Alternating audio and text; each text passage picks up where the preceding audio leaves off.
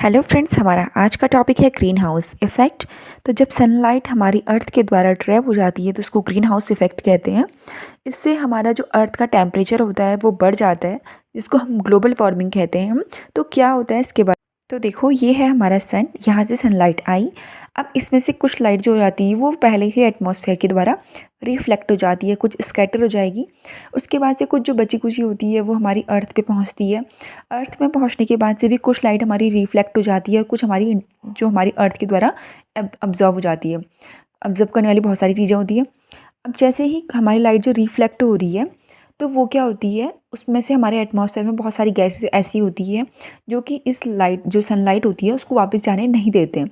इससे क्या हो जाता है, हमारा जो अर्थ का टेम्परेचर हो रहा है वो बढ़ रहा है। ठीक है, अब जैसे ही यहाँ पे आई तो कौन कौन सी चीज़ें हैं। ठीक है, तो सबसे पहले हमको पॉली हाउस पता है। ठीक है, पॉली हाउस में क्या होता है कि सनलाइट को अंदर रख देता है, वो एब्जॉर्ब कर लेता है और बाहर जाने नहीं देता है। ठीक है, तो वही ग्रीन हाउस इफेक्ट के फिनोमिना पे काम करता है वो भी, कि अंदर का टेम्परेचर बहुत हाई कर देता है वो। ठीक है, जैसे आप पॉली हाउस के अंदर जाओगे तो आपको वहाँ बिल्कुल भी ठंडक का एहसास नहीं होता है, बहुत गर्मी होती है।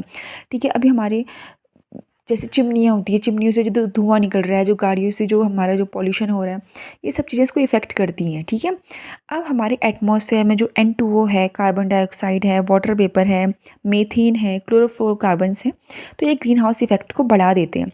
ठीक है, अब क्या होता है अगर हमारा ग्रीन हाउस इफ़ेक्ट से क्या चीज़ें बिगड़ रही हैं। ठीक है, तो इससे क्या होता है कि हमारी जो पृथ्वी का यानी कि हमारी अर्थ का जो टेम्परेचर है वो इंक्रीज़ हो रहा है, तभी हमको ग्लोबल वार्मिंग हो रही है।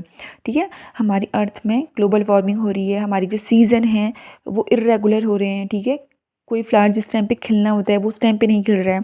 और अगर ग्रीन हाउस इफेक्ट ना होगा तो क्या होगा तब, अगर ग्रीन हाउस इफेक्ट नहीं होगा तो हमारी अर्थ इतनी ठंडी पड़ जाएगी कि हम ठंडी के द्वारा क्या हो जाएंगे, हमारे जीना बेहाल हो जाएगा। तो दोनों का होना बहुत ज़रूरी है, ग्रीन हाउस इफ़ेक्ट का होना भी ज़रूरी है, लेकिन एक कंट्रोल के साथ चीज़ें होनी चाहिए।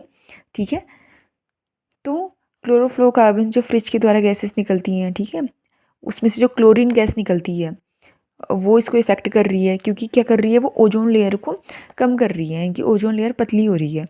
ठीक है,